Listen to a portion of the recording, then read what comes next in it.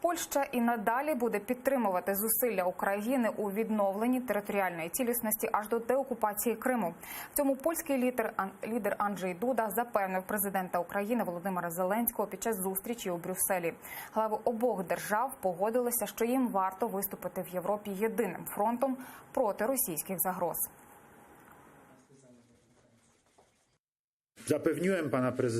Ми запевняємо пана президента, що Польща і надалі підтримуватиме європейські та євроатлантичні прагнення України.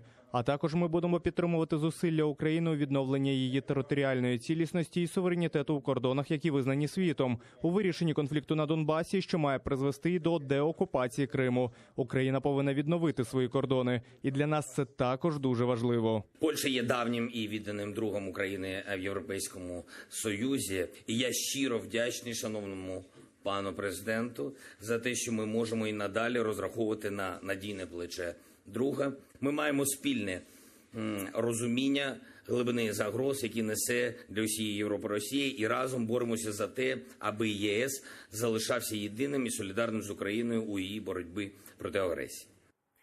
Анджей Дуда запросив Володимира Зеленського відвідати Варшаву 1 вересня у річницю початку Другої світової війни. Президент України запрошення прийняв. Нині ж Володимир Зеленський здійснює свій перший закордонний візит.